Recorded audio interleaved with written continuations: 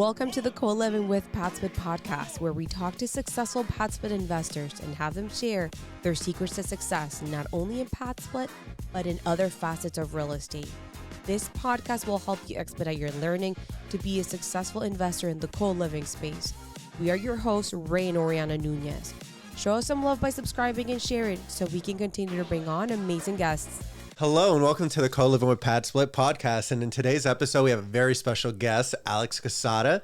He's a person that we've admired from a distance. We've known him for a long time. We've seen his growth from just being a local wholesale operation to now collecting storage units like Thanos.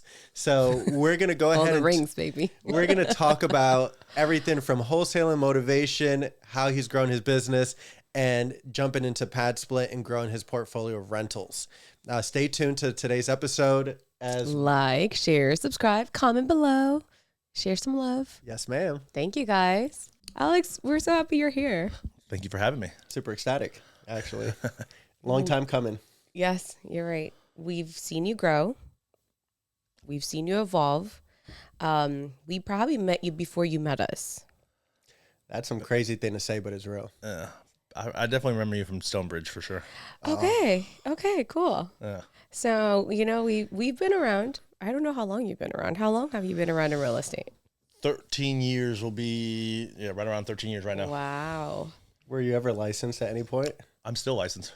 Cool, just He's checking. like, I'm keeping it. I was licensed originally. I got licensed in 2012, actually. Yeah. And you didn't jump into it to do regular retail? That's a crazy time to get licensed. Yeah, so I got started in 2011, started wholesaling myself, and then I was like, I'm missing something in my business.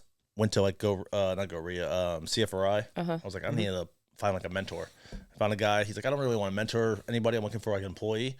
I'm like, I'll work with you, but he's like, as long as like you commit, I don't want you to like leave me in like 2, 3 months, 6 months. I was like, nah, no problem. And then like a month of like knowing what I was missing, which is just correctly, I could have left, but I didn't. I worked there for 3 years, but part of working with him, he was a broker. So it was like, even though he didn't really do regular real estate, he did wholesaling and rehabs. He's like, you need to have your license. So got my license right away and, just ran his wholesale business while he did rehabs and new builds. That's a great time to start wholesaling. Yeah, it was good. Because the crash just happened, right? So real estate investors were buying for really good prices. Yeah, it was actually a better time to buy and hold, except I didn't know that and I had no money. So I was wholesaling everything when Pine Hills was like 50. I was going to ask you, was it the 40, 50, 60,000? It's crazy. What a time to be alive. When we got in like 3 years later, they were still selling sub 90. Yeah, that's nuts. And we thought it was high. And we were like, who's going to buy that? That's crazy. That's too expensive. All right. Like, every time is a good time to buy, I feel like. Every time is a good time 10 years to will buy. be double. That's a I fact. agree. Looking back, like, honestly, there's always a good time to buy. Well, that's cool. So you started wholesaling and you've diversified a lot ever since. Yep. How was that journey? So wholesaling everything. Stopped working for that guy. Worked for myself, my brother for 3 years, just wholesaling everything also. So I was just making money. You did mainly off-market wholesaling? So when I first got in that time after the crash, it was like all REOs. So it was mostly REOs, REO offers. Then it was a lot more direct mail, direct to seller. Then from there, I learned like creative financing, learning that in like 2016, and then started buying some houses 2016, 2017 really is when I started. So you started holding some. Yeah, in 2017. And then we bought our first mobile home park in 2017. Nice. And all with most of everything we bought was with like creative financing. And so just started buying stuff, started rehabbing some properties, and just kind of started evolving into, doing everything else. Yeah. And then just, every asset class there's slight differences, but it's roughly the same. So like we picked up some multifamily, and then in 2020 is when I got, full force into self-storage. How did you get into self-storage? Tell us a little more about that. So essentially I had some mentees that I taught wholesaling, how to get into real estate. Yeah. And they're like, hey, I see, you're doing mobile home parks over here and you're doing apartments over here. Like, what can I do with you on like commercial on a higher level? I'm like, self-storage. I'm like, here's a self-storage book. I bought it in 2017, but I never did anything with it because I was like at an event. This guy was talking. I was like, hey, I'll buy this course because I walked in at the end. I didn't even hear the pitch, but it was like $3,000 to learn self-storage. I was like, I'll buy that. And then, so I went to the boot camp, but I never actually did anything with it because I was like trying to build a wholesale company and get it automated so I didn't have to be in the business every day. And that time was finally now in 2020. So I gave my friend the book, my mentee the book, and then he's like, oh, I've learned it. I'm like, all right, give it back to me because I haven't read it in 3 years. I took it down, and then the guy, Scott Myers, he was in town like the next month, and we went to his boot camp course, and then signed up for coaching, and then just first mail campaign, got our first deal. Wow. Just threw myself all in self-storage, was like, stayed at the facility, like slept in the office like three different times, just like wanting to know everything about the business. And then the next year we got 5 deals, and then 2, and then just kind of growing it and building it up, and just continue to educate myself in self-storage and kind of grow that business. That's awesome. How many units do you have? Is that quantifiable? Like, how does it work? Yeah, it's units. A lot of it's like based on like square footage. Okay. So we have like so I've acquired 11 self-storage facilities. We have sold 3 of them, and so 3 of the ones we sold, we doubled the value of them within like 2 years. Wow. And so we packaged those together, we sold them off, and so we currently own 8. One of the 8 is a deal we're expanding, building new development in Tallahassee, Florida, where there's an existing self-storage facility there that we converted. We're building an additional 70,000 square feet. Incredible. And then we are under contract on 3 other self-storage deals and should be putting a 4th one under contract right now. What's the ultimate game plan when it comes to self-storage? Is it to hold, or is it to ultimately build the value and then sell it? Yeah, so essentially for me, it was to hold, because I was like, hey, I got money over here for wholesaling and rehabbing, stuff like that. That's like my active money. This is like my long-term money. But essentially, from being in mentorship groups and surrounding myself with higher level people, they gave me a different opinion of how to look at it. So they're like, hey, with these deals, you and your partners, you have like $3 million of equity trapped in these 3 deals. Right. If you in what you're making on it is like say 90,000 a year, so you're making 90,000, you have 3 million trapped. It's a 3% return on equity. Right. So I never really heard that term, return on equity, before. So he's like, your return on equity is very low. Could you make more than 3% with that money? And so for the net for me was like roughly a third, a little more than a third. But essentially, he's like, could you make more money than that? Can you find more deals? Right. Are you retiring? Right. Obviously not. Are you Not yet. Not yet. And are you are these legacy assets like you would want to hold forever? Like, is it in Orlando, like right by your office, or something like that? No, these are little small facilities. Our first couple deals, I'm not going to hold them forever. So he's like, if you're not going to hold them forever, you're not retiring, you can find more deals, sell this, them. take that Get the capital, equity. and go do bigger And and better. reinvest. Yep. So we expand. sold them. I never really thought I would sell them, but it made sense to sell. And so my plan now is to kind of like every year buy as many as I can, but 5, 7, maybe I can't buy that many, in the year, but roughly say I buy 5 to 7 facilities, sell 1 or 2. So I'm always buying always selling, and I'm just selling the stuff that's I maybe maximize the most I could, or there's a lot more equity in that deal compared to my return on equity is low, so it makes sense. So I'm just always like trading up, buying and selling, putting money in my pocket, buying more Yeah, stuff. that's brilliant. Well, and the advantage that you have is having the wholesale experience where you can acquire these for such a good value as well. So you implemented something that you started with into every different asset. Yeah, and out of the 11 we acquired, I think 7 or 8 of them were with creative financing. Incredible. And then out of the 3 we have contracted, the 4th when we contract that, 3 of those 4 will be with creative financing also. Wow. So it's the way to go. How do you maximize value in these storage units? And do you put too much effort into it nowadays? Because I know from the outside looking in, you were you were fixing it up, you were kind of rehabbing it, and you were keeping it. I didn't know you were really selling it. How do you maximize revenue in these? And then which ones do you figure out you're going to go ahead and sell and keep? Yep. So essentially, a lot of the upfront stuff it's all like upfront basis really. And then it's just like asset management. So upfront, like, so this, I'll give you 2 deal examples. There were one in Georgia we're going to buy. It's 100% occupied, but the rents are low. Pretty clean property. Doesn't really need much. I'd probably add some more lighting, some more cameras. But there's just strategic things that the seller's not doing. One, he doesn't really have.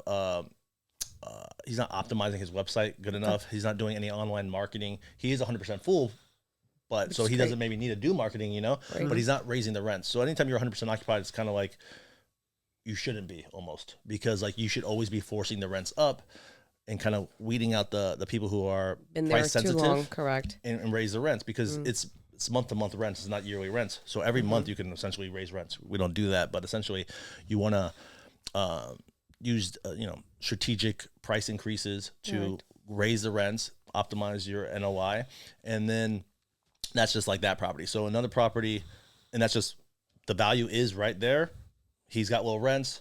He's 100% occupied. We're like in this area, there's most of our competition is like over this highway. So like we can really squeeze this area and maximize the rents as much as possible. This other property we're buying in Tallahassee, it has no marketing, no website. It's the big units are full, the small units aren't.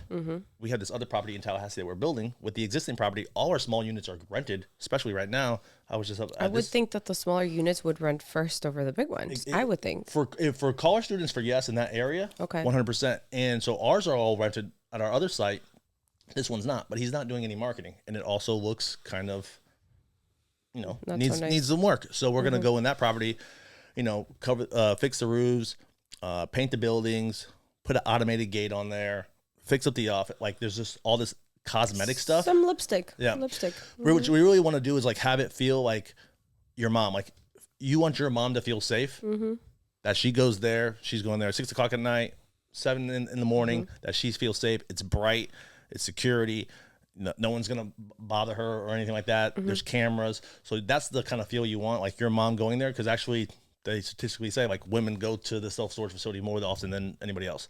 Because we're like, we forgot something. Oh shit. Oh, I need that fucking thing. Oh shit. Can you go? No, you gotta go by yourself. So that cosmetic look, you can push the rents, raise the rents, and then it's just maintaining the property and just kind of strategically looking at people's rents in the area and just constantly looking at your competition. What are they doing?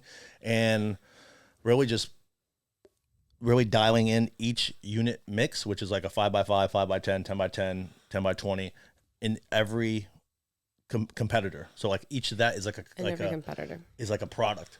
So 1-1s, when you're comping a property for 2-1 apartment or a 1-1 apartment, 3-2, like that, you don't comp with a 2-1 to a 2-1 when you're looking for rents. You're doing the same exact thing. Correct. So you really have to comp each individual unit to see what the market is dictating, right? Hey, does anybody have any 10x? If everybody's 10x20s are full, and I have 10, I'm the only one in 5 miles that has a 10x20. Well, this 10x20 can be very expensive because I'm the only one who has it in the whole market. That's right. So like, there's just some price strategies you can do like that. So you just got to constantly be watching that and fluctuating your prices in marketing. This is fascinating.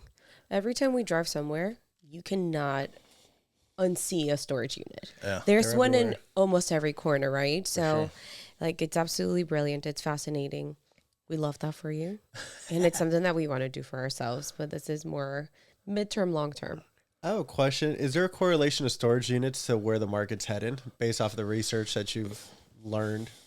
Because I've always heard if there's a storage unit or apartments being built, then the market's heading towards where there's more renters than buyers. Yeah, essentially the rise of self-storage is more because places are kind of getting smaller and the price per square foot is smaller. So a lot of times you don't have that extra storage or the garage.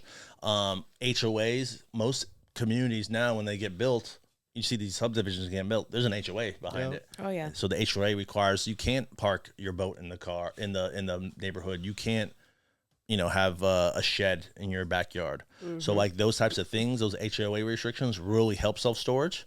And so people they'll look ahead and be like, oh, there's a planned development here. We'll build storage there. And then it's just other people coming into that marketplace because the demand for storage is so high. And so they're just counting the population of how many homes are going in. And does that self-storage facility support this whole area and the growth? Oh no, I'm gonna build one over here too. So it definitely shows where the growth is going, but essentially there is, you know, a lot of places that it's oversupplied. So somebody could come in, you know, somebody's like, you know, while that planned development's going in, and then some old guy's like, oh, I've owned this land forever. That's the storage facility's crushing it. I'm going to build 50,000 square feet because I already own the land. That can actually disrupt the whole area because he doesn't really know that 50,000 square feet, there's already 100,000 square feet there. There's only 50,000 people or whatever it may be. There's going to be oversupply of storage. Yeah. So like there's just so many numbers you have to know to like see if it makes actual sense. There's people who will go under permitting and on development of a property and it shows like, oh, they already built theirs. Oh, scrap the deal. We can't do it because like it just doesn't make sense because we won't be able to lease up in time. Interesting. To cover the debt. That's crazy. There's a whole world like on Compin. There's apps for this already, and there's programs being used to understand what the market's also charging. Yeah. Yep. I'm sure it's dynamic pricing, so obviously it changes seasonally. Yep. Store Track, Radius Plus. That's crazy. Yardy Matrix. All that. Yeah. What am I doing in single family? Yeah, no, this is really cool. I like them both. I like single family too. Well, we're buying single family. I was just going to say you really do have a very diversified portfolio. Yes. Do you flip? We do. I know flip. you have, but you actively. So we actively flipped. The last couple weren't that great, but we also when we mostly find them ourselves. So we wholesale them to ourselves. Yeah. So we'll make a fee up front and then we'll flip them. So the last one we lost $5,000, but we flipped it to ourselves and I think made like 30. So we still up. Okay. There's one that we're doing in Hiawassee area and it's a good area. We wholesaled it to ourselves. Rehab was a little bit too much. I can sell it, probably make 15, maybe 20. But for me, I'm like, I'm gonna just close this living room in, make it a PadSplit, and I'll make 15 in a year. Like, and I'll have the asset. So I'm like, I love that your brain is already working this way. For sure, you gotta see all the exits. And that's the advantage that you have. I feel like you've done a little bit of everything where you can potentially use every single one of those strategies as a potential opportunity. And you're not limited to just binary buy and hold or fix and flip, or even in acquisitions. You've been doing creative financing way before it was popular. Yeah. So my goal this year was the only houses we're going to buy are with creative financing with the purpose of doing PadSplit and primarily my Orlando, Tampa areas. How did you get started with PadSplit? Just for our audience. Obviously we know. Yep. So that Maitland one, I had a property I bought with tenants in the property. They had like 8 months left on the lease. They were paying very little, but the house is kind of close to my house in Maitland. So I was like, love this area. We got a good deal. We didn't do that one with creative financing, but we bought it with private money, cash. Really good deal. Just had to wait for these tenants to move out. They moved out. We renovated the property. That's when I heard of you, getting fancy parties you were throwing for PadSplit. And so I was like, yeah, come take a look at this property. Come take a look at this property. You told me like, hey, this is what we can do. Like you can split this room, you can split this room. And we made a 4-3 into a 6-3 in a good area in Maitland. Really and we just renovated it. I refinanced it, put the extra walls up, and then just rented it out. And it's been doing good. Solid. Well, I feel like the reason why I ask is because back then was like a year ago, call it maybe. A little bit over a year, yeah. Right? Yeah. Like people were still a little on the fence about co-living. I liked it. Naturally. Yeah. Right? So what was the thing that caught your attention? I know that you're a visionary. Clearly you've done a lot of things before. A lot of other people have. But what was the one thing that it was so appealing for you that you were like, you know what, this is the right move on this one, and I'm going to give this a shot because you were brand new into this space? For sure. So there's two things. One, on that specific deal, if I just rented it out to a regular tenant, I literally would make like $100 a month. Yeah. Just nothing. And that's what most kind of almost rentals are. You make $100, $200, $300. That's average. And that's pretty much average, $300, I'd say. And you don't really do anything with that money. I have a bunch of rentals, and I never touch the passive income because it's not really passive because you're just building equity. Yeah, at because this point. AC goes out, removes all your income. Yep. Right. So the extra money, which I love the saying you told me on that first visit there was like multifamily income on a single family house. So I love that. And then I also had a property in Plant City previously that a sobriety house rented from me for a premium. So I already kind of had the experience, but not directly. Got it. But I knew like that's what they did, and they were paying me $1,000 more than the market rent. So they were obviously making more than that. So that kind of gave me the sense of like, oh, this does definitely work for sure. And they would call me about other properties, but none of my other properties really fit because they were HOAs or had pools or whatever. And so when you shared with me PadSplit, then I was like, okay, like let's give it a shot. Makes so I'll sense. definitely give it a try. So I love that. So now that you have some experience under your belt, how do you acquire? What are you looking for when you're buying your future PadSplit? yep. What's that buy box for you? My ideal property, and I'll buy other ones, but essentially is a fourth. Well, first I want it to be creative financing. Yes. So that's my number one thing, because it's just, I'm not paying, the one I'm renovating that I'm going to turn into a PadSplit, I'm going to refinance, and that's going to be a DSCR loan with, 7% or whatever it may be. But if I can buy the property initially with taking over somebody's mortgage at 3-4%, or Right. buying it with seller financing at 0% or very little down, then that just gives me an edge on making a drastically higher cash on cash return. Right. So that's my first thing. Other than that, I would prefer kind of going, my best one is that Maitland deal. So I would prefer if I can get a 4.3 that I can turn into a 6.3. Okay. That'd be my ideal scenario. But some ones that I'm onboarding now, I turn a 3.2 into a 4.2, 4.2 into a 5.2. So it doesn't have to be like that, but I definitely prefer block homes. I want to be in Orlando, Tampa. As you know, I always message you and like ask you like, what are the rents in this area? Like, what's the competition like? What's the occupancy like? And so I just want the numbers. It all comes down to me on a cash on cash return. And so on regular single family, I typically say like before PadSplit, I would want it to be like a 10% cash on cash return. Okay. So it definitely has to be like 15-20% cash on cash return for me to like say, Makes okay, sense. like this makes sense. And that's really what I base it off of. And that's the same thing I do with storage and everything else, is I really base it all on a cash on cash return. And I think that 15-20% is so achievable now with PadSplit. Yeah. We used to see those numbers in 2012, Yeah. right? Maybe 2014. But now it's so hard to find. So now when investors are seeing this, it's like, oh shit, I can get that. This one in It's Clearwater possible. that you gave me some numbers on. Clearwater's dope, bro. Yeah. So that one, like, I think it's like a 29% cash on cash. I'm not surprised. Yeah. Sub 2, it's like a 3% mortgage. I That's would beautiful. say, so you're in the right track. Tampa, Pinellas County, Orange County, fantastic. Yeah. Anywhere where someone wants to live, fantastic. If you're rural, don't really go there. Obviously, there's not much demand. But the thing that you mentioned, you'd ideally want to have more bathrooms Yep. to start off with. That private bathroom, the a $300 rate in Orlando is better than the single room at $210. Yeah. So if you can start off with more bathrooms, and I'm not saying add 5 more bathrooms, but if you're already at a 2 or 3, then that increases your ability to make more rooms, but also increases your rate per those 2 other rooms that you have that are private. Yeah. And I don't want to do like any adding bathrooms. Like, I don't want to add bathrooms. It's I too know. costly. So if I could get a 3 bath, like, that's some money. Or a 2.5. Yeah. Maybe That you'll do works. the half conversion. Yeah, I've It's done not that. that- I've done that. I've done that. That's not that bad. Got it that way. In Jacksonville. I had to. We did that too. But at least you have plumbing right there. It's not that Yep. bad. Fuck it. Closet gotta go. It's fine. That's what we did. Yeah. We did the same thing. How many units do you have? I know, but I want our audience to know. I only have 3 PadSplits homes, and again, it's because I'm trying to only buy them creatively. Yeah. But we have 2, one that's almost about to be done. We have one in Clearwater we just contracted, and then that other one that's a rehab, we're going to convert that one. So we'll have 6 probably by the end of summer. So with those 3 that you have, single family homes, how many bedrooms total? 6, 5, and 5. So 16. That's pretty good. I like it. That's really good. I don't count the house anymore. It's Yeah. single income producing doors. I got 16 units, and Yeah. I got it cheaper than you got your apartment complex. Yeah. I love it. It's good. It makes sense. There's definitely things I've learned and I'm learning still.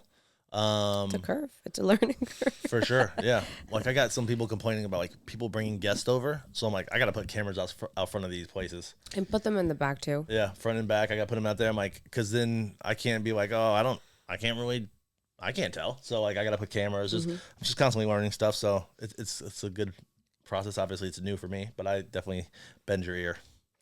Thank you for that, because you've done such a great job at operating these. I think the returns are great. There's a operational piece that not a lot of investors understand before getting into it. It's not scary. It's not hard. Yeah. It's just a little different. Yeah, it's different, and you have the extra income to help with that learning curve. Right. Oh. You know, so even regular rental is a learning curve of like how to manage, how to properly, screen a tenant and things like that. So this is nothing different. It's same different learning curve, but there's a lot more income to play with. So it's the benefits are there for you. Yep, I agree. Like for us, we've seen investors that could never invest actually keep cash flow in their pocket. Yeah. Because like you said, long term is like $100, $200. It's very hard to win the race Oh yeah, that way. And this is just like reducing that time for a lot of investors. for sure. You can actually utilize the cash, like the cash flow. Like it's doable. Every other time I tell people like, hey, like don't even buy a rental. Like if you don't have a stockpile of cash or like an extra 10, 15 grand for repairs, reserves, because like you cannot depend on that cash flow at all. Nope. But with PadSplit, you can. It's hard. That's why active cash is so appealing. Yeah. I need some more active cash And too. then this passive cash is like, but $100. Yeah. I don't even pay my light bill. Do you also raise capital by any chance? And which one do you prefer out of creative financing and raising capital? I Is there a think preference? I think you really need both, because just the only way you can scale. You know, when you're trying to buy and hold, even with storage, if I never sold that property, those 3 properties with self-storage, and I still held them, I'm also not really making any real money, Right. because even that cash, it's not as great when you have investors and you bring partners in.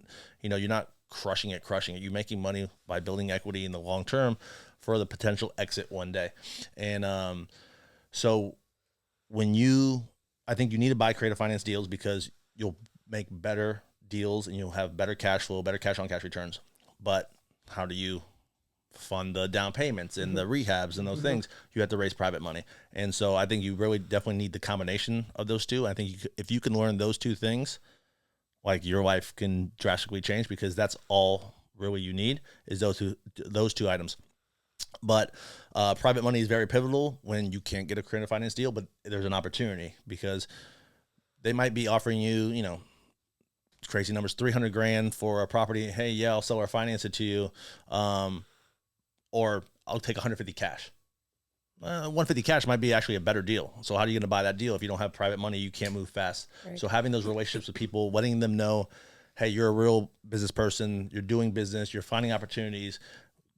You can have them share in these opportunities by paying them high rates of return on their money. If you're not telling people that and letting people know what you're doing, then you're failing, because there's tons of money out there and people willing to invest with you. They just have to know you. They have to like you, and they have to know that you're actually doing business and you know what you're doing. So if you can do those two things, like you can really build a big portfolio. Have you already structured that in your business where you have someone else doing the pitching for the raising of capital? I know I've seen you at events and I'm like, hey, bro, what you doing? I'm raising money. And I'm like, that's great. But you haven't automated that part of the business yet. No, like I didn't have a investor relations person. I've been lucky enough to find or attract enough high ticket, high net worth individuals who've been able to invest with me a lot of money over time. And I found some new also guys to do the same. And luckily I've had those folks believe in me and trust in me to do a lot of money. But you should always be raising money and always looking for deals. Like those are the two things I do. I don't outsource it right now. I think if I had a multitude, like most of my storage deals, I have like a single investor.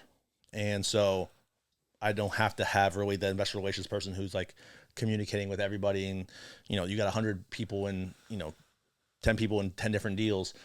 Lucky enough, I don't have that. So like, I don't have to have that investor relations person. But I think if you are large in the business and you don't have that single check writer, that is something that is needed, because you always have to be raising capital. You always have to be having those conversations. And it doesn't always need to be the operator having the conversations. They just want to have somebody talking to them and communicating with them. Letting them know what's happening. For sure. Yeah. And so I talk to my single check writers like all the time. I'm on constant calls with them. But because it's just them and me, like I put somebody else in there and be like, hey, you're going to talk to this person now. Like they wouldn't like that. Like, so I need to have that one-on-one with them. But, I think you always have to be raising money. Like, so that's why when I'm out at events, even though I have those folks behind me, I'm always looking for more capital, because you never know who has 500 grand, and they'll say they'll invest with you 500 grand, but they have 5-10 million sitting behind them. Right. So that could be your next single check writer that changes your life. Right. And one person could change your life. This one lady changed my life. So it's the one person. Yeah. Actually, I'd like to ask a little further on that. Not specifics on the first person, but if you can explain how you got to your first, because there's a lot of people that say, hey, people talk about creative finance and, oh, it's so easy, blah, blah, blah. Also raising capital. Everyone says, hey, go raise capital. Oh, it's so easy, blah, blah, blah. Explain the efforts that you took to get your first capital raise, and the effort, because people don't see what you put in and work. They see the results, but. Yeah. So I think everything starts with education. Like, I didn't just like magically know creative financing. I went I got a degree in financing. And after I got out of college, I still took courses from people teaching creative financing. And so this guy out of Tampa is a much older gentleman. His course, I forget his name, Larry something. And he was the original one that like I went from. And it's just like educating yourself, learning, practicing, but like tons of education, and like continuing just testing out deals and case studies, looking at deals, how this could have worked, and just knowing the different strategies, because there's so many different ways you can structure a deal, especially if a seller owns the property free and clear. You can structure deals so many different ways. There's so many different strategies. And so just like knowing that, thinking outside the box, being a problem solver, some of those things, you know, it's hard to learn, but like I know how to like structure them so many different ways and think creatively that has really helped me. And so it definitely takes a lot of practice. But education is number one. And the same thing with raising private money. Like I went to courses on raising private money. Now, my first investor was my best friend. He had a good internet job when we got out of college, or a few years after college, and he believed in me. And I was like, hey, I'm buying deals from the auction. He funded them, and we just split deals 50-50. And then from my wholesaling, I wholesaled a bunch of deals for this lady and sold a bunch of her properties. And she's like, every property I've given you, sold. You done everything you said you're going to do. Do you ever borrow money for rehabs? And at that time I was borrowing from my best friend. So I showed her before and afters, a little credibility kit. This is what you get. This is what, properties we've done. And she lent me $300,000. And then, now I have $15 million of her capital in different deals. So like one person can say, hey, I got $300,000 for you. Let's see what you can do. And then end up being, a larger whale. Oh, yes. Little nuggets there. Continue to educate yourself. The second one is use the network around you and the friends that you have, the family you have. If you're not telling people what it is that you're doing, then you don't attract it. And then the other one is continue to do good business. And then by continuing to do good business and going by what you say you're going to do, ultimately that does come back to you in potential new partners. And it attracts other people to you, whether it's their friends who, are interested, hey, how can I get in? Or, people you surround yourself with. And if you tell people on social media or whatnot, like this is what you're doing, they see you're really doing business. Right. People want to do business with people who do business. That's right. That's another aspect of your business, social media. Yeah. Alex, your business has a lot of arms, right? And I think also your social media, has allowed you to grow even better and, kind of allow you to open those doors. Yeah. I mean, now I'm speaking for you, but that's kind of what social media does. How did that journey started for you? Yeah. So I was in, because it's uncomfortable. Yeah. I was in a boardroom mastermind. Okay. And, there's a guy, Lo Silva, who spoke, and he crushed the stage. Every time he's on the stage, he crushes it. And, after he got off, he was like just in the hallways, and I was just hanging out with him in the hallways, like listening to him talk, everybody coming up to him and talk to him.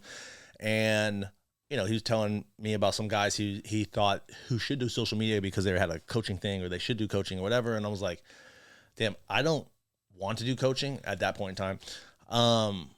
I know social media is important. I've been holding back on doing it.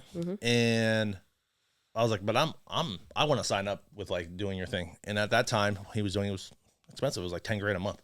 Yeah. He's like, well, what are you going to monetize? And I was like, I have nothing to monetize, but I'm committed to it. And my goal is really to raise private money and get deal flow from telling people what we're doing, because we could sell other people's deals. We'll buy deals.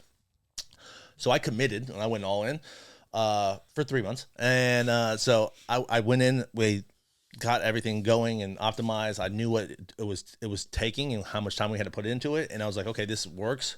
I was already getting results. I already got like 1 or 2 like one-on-one coaching clients from like the first 3 months. And I was like, we can really scale this up, but I can't afford 10 grand a month every single month. So like I just found somebody in-house, and Los, who's one of my best friends now, he helped me, get everything kind of set up. And I just hired this in-house guy, and he was a rock star also. And he just really just did everything. He focused on everything for me, grew each little, YouTube and Facebook and TikTok when that came out and all that stuff. And just kind of just ran and just put me on track of like, this is what you do, this is what you do. When he's not with me, like I forget, like, oh, I just went to those 2 houses. I didn't record anything. I didn't do a story. I'm shocked he's not here. Nothing. Yeah. She told me to keep it. Yeah. Yeah, for sure. No, but I'm just generally shocked. Thank you for reading. Yeah. He did. I see him everywhere. Yeah. That's good. Yeah, so when I go, like we're buying a facility in Michigan on July 8th. Like he flies up there, he'll fly up there, he'll take obviously photos of the properties on that, but we'll create content for out there for raising capital, deal flow, education, stuff like that. But like he's definitely pivotal. But not everybody needs to have a full-time person. For me, I was so busy. I was like, I need a full-time person, otherwise I won't record anything. Yeah. Yep. And so it makes me accountable. But in reality, you can just record everything yourself. You just have to remember to do it, because it is powerful what social media can do for you and the changes it does have for you. And in reality, people actually like the least production of it being real, like to reverse camera your phone rather than having it filmed. Obviously, it looks a little bit better when it's filmed and it's edited and all that. But in reality, I think the more viral ones go where like you're just on your phone walking and talking. So, you don't need that. So don't think that that's what you need. It's helpful for me for actually doing it. Otherwise, I would not do it. Yeah. But it's not needed. But it is needed that you do social media for whatever your business is. Getting in front of the camera is uncomfortable. It's not for everybody, but it's even more uncomfortable to not grow in the space that you've been forever. For sure. Yeah. I think for us, so one thing that we keep kind of talking about is like, we don't need to record everything. Let's document. We're already doing it. Yeah. We don't need to find a house to try to show that we're walking a house. We already do this. Yeah. Right. So we just need to document, to your point, like you're already doing these things. Yep. Just document the moment, because you are actively and truly doing it. Yeah. Yeah. That's what Bradley says. Dropping bombs. Bradley. He's like, I just have someone follow me around. Like, which we're not that, like, we almost thought about bringing somebody else in as just a camera guy. Yeah.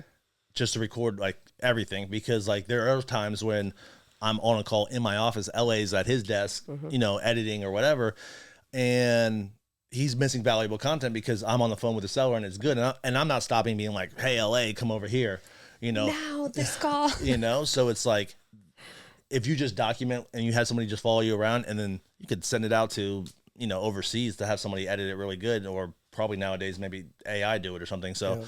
I think documenting, just every day is huge, and I think that might be a better direction to go in. I do want to expand on another key point that you did mention is education, and you seem to have jumped into it immediately early on. You've had no ego, from what I can tell, on, hey, I don't know what I don't know, and I need to expand on this. And when there's a package, hey, it's $3,000, I've done it. Hey, there's $10,000. If I have to do it, fuck it, I'm going to do it.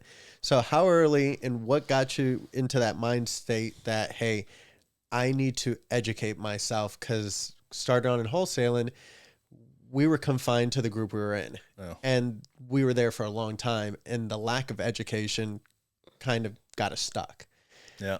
As opposed to then a lot of the people we've seen around us where, hey, the more they educated themselves, the more they expanded. And now you guys are I would want to compare you to an oak tree, but you guys have branches upon branches upon branches. So explain your education through your process and what things have unlocked new things moving forward. For sure. So I got into real estate because of a radio ad, Ronald Grand, How to Buy Houses with No Money Down. Like that's what actually got me Ronald Grand. into. Yeah. He's been around for Still so going, bro. long. He knows his stuff. He definitely, he was the original one who taught creative financing, but I just didn't have the confidence at that point in time when I'm that young to do it. But I was always good in school. So I was good at like teaching myself and education. So like, I liked it. And so when I went to that little $500 day thing where they sold a boot camp for a 3-day thing, I bought the boot camp. The boot camp was a pitch fest, and I literally was saving money to buy a house, but then the market crashed. So I was like, I'm going to spend all my money on this. So like I bought every course, I learned everything, and really didn't take action until like I really learned everything, and then started dabbling, quit my job I was in to go all in. And then even when I worked for that other guy or in his company, I would continually educate myself, go to places, pay my own way to go to events and continue to educate myself. Then when I went to my own, when I went on my own, I kind of stopped a little bit because I was just like, it was all me. And it was just grinding. But that definitely deterred my success. Because if I would have continued to go in, I would have been where I am now, like 3 years earlier, probably. Yep. Okay. And so that was like one of my biggest regrets is like stopping education and not joining that mastermind 3 years earlier when I was originally asked to join. And at that point in time, I was like, oh, I could take the 30 grand you want from me to teach me stuff I already kind of know to spend on marketing and make more money on marketing. That was a big mistake. And so Why was it a mistake, you feel like? because I just didn't know what I didn't know. Like I didn't know what was possible. So like being around those groups in the wholesale community that we had here in Orlando, like everyone's like, it's so hard to get deals. It's tough to get deals. You know, it's hard in here to get deals. And then when I actually took the step to get into the right rooms, they're like, yeah, there's deals everywhere. There's like 20-year-olds doing, guys younger than me doing 20 deals a month in Miami in a more competitive market. I'm like, what? It's so true. I'm being It's surrounded. the rooms that you were surrounded by. For sure. And so those people didn't have the right mindset because they weren't educating themselves. So when I put myself back in those right rooms, I literally just ticked up and It realigned your whole. For sure. And it was just like most of it was mindset. And it was just like surrounding yourself with people who like just have this limiting belief. Right. And it's like that can destroy you. So you want to get out of those situations, whether it's friends, family, or whatever, or your colleagues, and just be around people who. That's why I still go to masterminds and I'm still in like these high level groups is because I'm nothing in those rooms. Like there's people who are destroying it and crushing it. And it's like, it's so motivational to be like, damn, that guy's killing it. He's doing this. You could do this. There's so many ways to like look at things differently and pivot or, just the growth in those rooms is so exponential. And when you just see people with different mindsets and what they're working on and what is possible, it makes it possible for you and just kind of opens your mind of like, and it challenges you, it inspires you, it pushes you because you're like, shit, I gotta do some more. Yeah. It's motivating because I like that. Like I like competition and it's like, you're happy for everybody else 100%, but like, it's like, damn. It's a healthy competition. Smarter than that guy. I'm like, I need to crush this guy. Like I could do more than that, So it's good. I love it. Yeah, I know. I love that. And I think the value of those groups is that you're surrounded by all those other people that really push you forward. Yeah, for sure. We also should have done that sooner. We were in the naysayers group. I never heard that one. No, the group of the naysayers. Are we talking about the getting invited to be in that same mastermind, or that we should have done it sooner? No, that we were just surrounded by all those people that were like, there's no deals. Oh yeah, for sure. Nobody's buying, nobody's selling. In a It's room impossible. full of sales agents and acquisition agents. The morale was Kill you. completely down. Everybody's like, what are we gonna do? This is crazy. Yeah. We had to get out of those rooms as well. That happens. It's everywhere, man. Like I shut it down too. Like I've been to an event like right after COVID where somebody was like literally spouting that off. And like it was his event, and I literally I cut him off talking. I was like, "Yo, you're in this room." It was like the first event after COVID, and I was like, "Do not listen to this guy." I'm like, that mindset will kill you. I'm like, we just did like 30 deals this month. We had like 300K a month. I'm like, you do not listen to that. I'm like, this is crazy. I'm like, your mindset's everything. I like literally went off for like 10 minutes, and I walked out of the room, and I was like, and Give people me my came money out, back. yeah. Well, it was a free event, but it was like, but you cannot listen to this mindset. Like it's killer just because he's struggling, because he's not doing enough marketing, because he's not educating himself. Like, don't take his advice. Like that's completely wrong. So it's like, you have to get out of those rooms when people say that. You got to surround yourself with people who are doing what you want to do and where you want to be, and just attach yourself to those people, or pay to go in those rooms. Yeah. Because it's valuable. When everybody's paying $30,000 to be in the room, they're paying for a reason, right. And not to say that there's no such thing as challenging times. People for sure. pivot. It's challenging times right now. Correct. People pivot. People become more creative. People find other ways, and results are still showing for all those other people that are thinking outside of the box. For sure. Yeah. And you got to think outside the box right now, because it is a tougher market out there. Leads are more expensive. Deals are more expensive. It's hard to make things cash flow. Interest rates are up, obviously. So it is a tougher time. So we got to find the ways to make it work and keep cash flow coming in and keep that active income coming in. You're making it work. You're still closing deals. It is tough, but you're still closing them. Yep. You kept your office about the same size throughout the last 3 years? No, we've slimmed down a lot. So I think we had like 16, 18, maybe even the high of 20 people. And I think now we're down to like probably like 12 or so. Mm-hmm. Do you see and I don't want to like break news to your office or something, but do you see your office pivoting in any different type of way? Like, do you foresee like, hey, this is going to morph into this? Or is it going to stay the same conceptual vault ventures, wholesale operation that existed in the past? Yeah, I think it could evolve into like more commercial, more self-storage. Mm-hmm. We've gone in that direction. Like I taught my team how to like look at those deals, talk to those sellers, ask those right questions, obtain financials. And when you get the financials, then it comes to me. And so they know that. And we had definitely some deals we got very close on. I think we picked up one deal from my team. But most of the deals we have obtained were from direct mail. And there's not many leads for direct mail. Like I'm mailing, 5,000 letters a month, and I'll get, 10 calls. So like those calls go directly to me. But when we were cold calling these sellers, they would go to my team. My team would have the conversations with the sellers. Then they would pass it to me if it was a viable lead opportunity. And so it's already gone in that direction somewhat. I don't know if we would turn off the houses, because I think single family residential is, you can do volume. For storage, there's big storage guys who I know who've plan to buy 10 deals in a year, and they bought 0 or 2. Mm-hmm. So it's so, dependent on the sellers, the market, where houses are always going to be trading. Mm-hmm. So there's always going to be deals to be had and opportunities. And so I don't know if I would ever shut down the wholesale operation. I just think we're not I'm not in the mindset to like grow it. Okay. I was like, let's just keep Sustain it. Let's keep it where it's at, have it optimized, stabilized, where it produces good income. We get opportunities from it. We get deals from it. But I'm not trying to build like the biggest wholesale company or, double the staff or anything like that. I'd rather keep it slim, tight, and profitable, and then just keep that going and get some deal flow from it, and then focus on self-storage. How did you manage to still create a successful wholesale company with such a bad connotation about wholesaling or wholesalers? Let's talk about that. Because, like, people don't like wholesalers. Yeah, I think it's just like really like doing what you say you're going to do, like sticking to your reputation. Yeah. Like we have a great buyers list. Mm-hmm. And so people like us because we tell you real numbers. We know how to actually run comps. We don't send shitty deals. Sometimes we might send them, where we're trying to make an extra $5 grand or so, but like, we'll work with you. We do good business.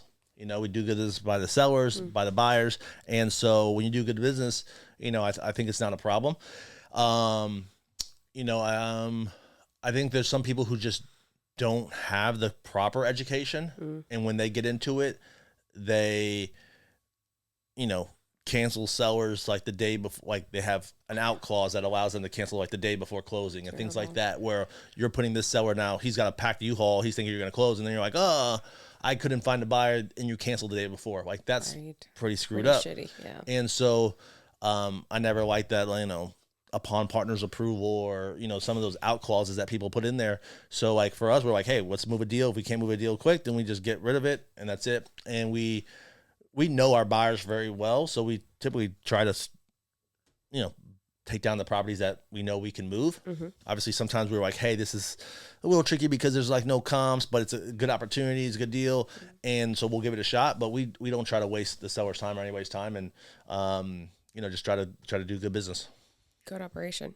Yeah. I like that. It's like refreshing, especially coming from when we won't say that. It feels great because I know the atmosphere in wholesaling going back in 2016-ish, 15, and even what it turned into, highest and best at the properties, and then it turned into toxic environment for buyers, and then we never did highest and best. Dude, that was a trend. Yeah, I was like first come, first serve, always. Yep. I've never liked that, and people were touting that. I'm like, I don't like that deal at all. Hated and that. this guy just tried to do it to us, and I'm like, he's like, I'm a man of my word. I told this guy he would go do it, and he's like, but if you give me an extra $2,500, I'm like, so your word is worth $2,500? Right. I was like, But you told me, said. yeah, you just said. I told this guy he could go look at it. I don't have to look at it, and I'll buy it. He's like, well, he already is going to go out there, so I'm a man of my word. I'm gonna let him go look at it. But if you got $2,500 extra, so your word's worth $2,500. I'm like, what? Yeah.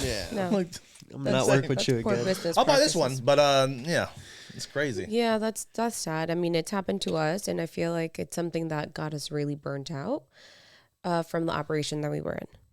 We didn't manage that operation, or else we would have, handled it very differently. But we've seen those really bad practices that gave us just like a really sour taste. Yeah, for sure. And there's always like, and obviously, it's tight, so you want to make the most money as you can. But I'm always more like bird in hand, like, Yeah. that guy's ready to go. Let's do that. First come, first serve. Let's move on.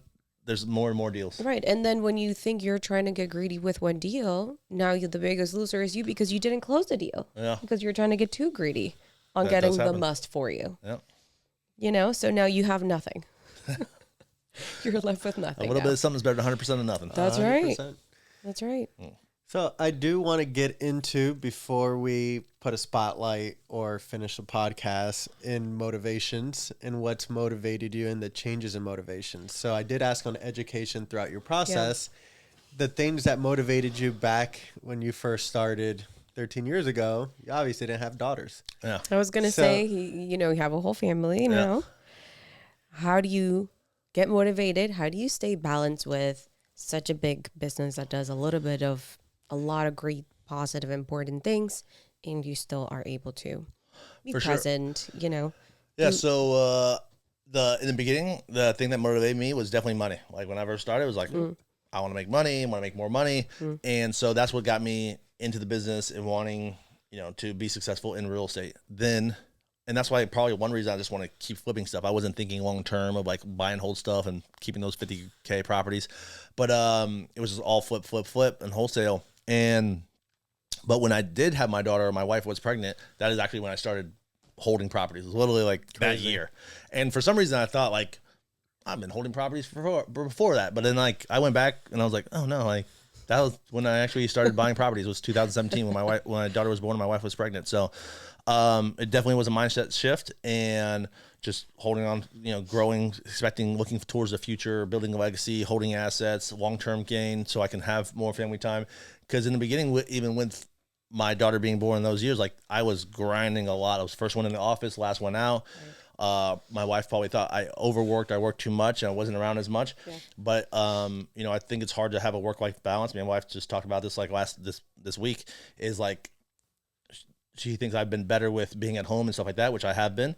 Our second daughter, I was at every doctor's appointment with her, and obviously for the birth and everything like that, been home a lot. But I'm like telling her now, like, it's tougher times now. Like, I'm gonna have to go back to like grinding my face off and like working weekends sometimes and doing these other things because it is a tougher market, and we have to make sure we handle everything right in this marketplace because there is a lot more opportunities. Sellers are coming around on storage deals. So like right now, this next 6 months in storage, I think there's going to be a lot of opportunity, and I can't spend the extra time at home and coming home early and going to these meetings or whatnot. I would want to, but there's times it's like, there's not a perfect work-life balance. Like there's going to be times where I'm working a lot. There's times where I don't have to work a lot. There's times where I'm gonna like might not see you like every day during the week. Like, but it's not, I think she does understand it. She doesn't complain about it. I have been around a lot with them, and I definitely spend time with my girls. I love these little girls. They're so cute.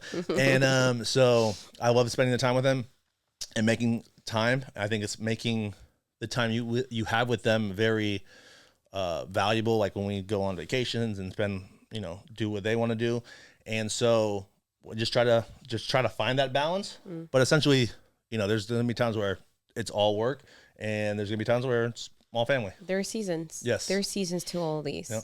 All right. There's growing season to your point. You're already kind of seeing what's coming, and you're like, it's time for me to kind of not you were not focused, but now you got to kind of tunnel vision a little more. 100%. Yeah. There's a lot of opportunity here. I got a lot of money behind me ready to go. And, like I said, I got 3-4 deals about to be closing for storage, and I need 4-6 more. So what's your foreseeable future plans, and is there retirement for a serial entrepreneur, and what the hell does that look like? Because we discuss it all the time. You don't really retire. Yeah, that's not the concept. It's different for everyone. So what's your foreseeable future past this year, and what does this look like? What do you retire at any point? I definitely don't see myself retiring pretty much ever. Maybe just longer vacations between hard work. But essentially, my goal, like kind of going back to a little bit what I was saying, is like try to buy 5 to 7, maybe 10 deals a year for storage, selling 1 or 2, and doing that probably for the next 5. I will continue to do it, but really focus on that for the next 5-10 years. And then from there, I believe I would have amassed enough commercial assets, and then also private capital behind me, where we can really be like a large fund where we not only do our own deals but lend to other people. Because the real passive money, the only true passive income is investing in other people's deals. That's the only passive income. So my investors, they're true investors. They're passive investors. I'm an active investor. I'm grinding, I'm working, I'm operating the deal. You're right. But the way to truly make wealth, like my investors, they crush, and they don't do anything. And they just get a check every single month. Life. Every single day almost they get checks and on auto pay. And it's like anniversary dates. So it's like they're crushing it. And so it's like that's the goal, is to be at a point where you have excess capital where you can for me, that's my goal, to just be essentially the lender. And you're finding the good operators is like, this guy, he knows self-storage, or this guy knows multifamily, or whatever it may be. Like I'm investing in some restaurants here locally, partnered with a Michelin star chef, Mike Calantes. And, because he is the operator, he is a winner. He's got a Michelin star. He's a beast. He's a great guy. And so doing things with him, that's the kind of like what I want to do in my other future, whether it's in real estate or something else. It's like, here's a winner. Like, let me put money behind him and see what he can do and go and help him along the way with this or that, or operations or marketing, sales, and, do some things outside of real estate that I really enjoy. And I'm definitely a foodie. So I definitely looking forward to that, those places opening and coming around. What is the cuisine? What is the what? What the cuisine, like what type of food? Cuisine. Did I say weird? I was letting you go. It was fancy. Yeah? It was very fancy. You're very French about it. So he has a his Michelin star restaurant, Soseki, is on Fairbanks, and then he has this new spot open called Barcata right next to it. It's also fire if you've never been there. I've seen it. It's fire. And then right next to that, we're making a pizza bar called Perlas. So it's going to be a pizza bar, cocktails with DJ music. I approve. So, yes. We in there. And it's open. It will be open until 2 because that area can be open until 2. There's nothing in Water Park that stays open that way. So should be good. Love that. I love Orlando. Whatever. It's good. The foodie scene's growing over here. I really do. Yeah. I support the business idea because we are growing big. Michelin, now that we're rating stuff in Florida and in Orlando, people pay attention to that. Like, we know, like, the 5 places that have BIPs and stars. Yeah, he just opened another spot called Sushi Saint. That has a BIP award. I want to go to Sushi Saint. It's on my list. Yeah, it's good. And so, because all these events that I would go to for masterminds and stuff, every back in the day, I'd be like, man, every place has better food than Orlando. But now, like, we are actually on the food scene, and there's like, we were rated number one foodie place. And last year, I was telling him before we were able to go to all these places, and now I have a list that I'm like, crap, I have a lot to go and try. Yeah. Like, I used to be all cut up. Now it's like, shit, we have a lot to try. Yeah, I want to go to a couple places. My wife's got a list growing, so. Yeah. Alex, it's impressive what you've accomplished. Thank you. It's impressive that you're so present and you're still, I see you at networking events. Oh. I see you at summits. I see you at masterminds. I see you everywhere. Try to be. So it's impressive that you're able to just be everywhere all at once and do so much and grow your business. Yeah, it's good. It's team, you know. My brother's runs the wholesale operation, and he's a big part of that. Your brother's great. Yeah, he's a killer, and you know, just putting the right people in place. But you know, it's definitely important to be at those places because you never know what happens. Every time I've gone to those spots, at that summit, I picked up a storage deal. I believe you. So like, there's opportunities that come out there. You just got to go out there with the purpose of like, hey, I'm looking for money or deals, you know, and then just actively go talk to people about that. Don't be talking about other garbage, you know, like coming out there like, hey, what do you got? What are you doing? What can I help you with? This is what I'm looking for. You know anybody? You know anything? And if you go out there with a mission, you can make things happen. Mm-hmm. I agree with you. Just mentally focus and know what you're going for. Yep. Okay, last question for me. If someone wants to acquire PadSplit from you, how can we make that happen? Yes, you should get on my buyers list from my brother. Okay. So I'll give you two things. You could go to Q the Closer on IG and DM him there your buying criteria, or also directwholesaledeals.com. directwholesaledeals.com. You go on there, fill out your information, and get on our buyers list there of what you're looking for, because we will sell deals. Because again, we're only looking for creative finance deals for us. So there's definitely deals and the opportunities to buy a deal cash, fix it up, refinance it, make it a PadSplit. That definitely works too. I'm just a little bit more pickier where I won't creative finance deals. Where do you operate? We do pretty much kind of nationwide. Because we used to do nationwide wholesaling, so we have a lot of leads in our system still nationwide. So we'll randomly pick up deals in different areas. But new marketing, we focus on Florida and North Carolina. Okay, which we are in North Carolina. I like North Carolina. That's a good market. We operate Raleigh. For PadSplit? Yeah. Yep. Raleigh, Durham, and Charlotte. I own a big self-storage facility in Houston, and you guys do Houston too. We are in Houston. So I'm kind of like interested in Houston because I see there's opportunity there, and I like my self-storage deal. It's fire there, so I think I want to kind of maybe dabble in there, but I prefer to keep everything local. Closer. But to try to buy a couple more things, I might expand out there. Love it. How do we reach you? If somebody wants to pick your brain, if someone wants to get part of your coaching team, I know you are looking to expand a little bit your team. If anyone is interested and is a good fit, obviously he's going to qualify. Yeah, so we're strategically partnered with a call center in South America where we work with Scott on Lamasu. And so we have excess leads right now. Like we have too many leads. And so it's a good problem. It is a good problem, but we need more. We need to penetrate those leads. So we need more hungry people who want to work in office in Orlando for acquisitions. You know, we'll train you up. Prefer you have some sales experience, but looking for hungry people who want to work late. We'll work weekends, put it all out there because you can make a killer money if you go all in. So we're looking for people for that.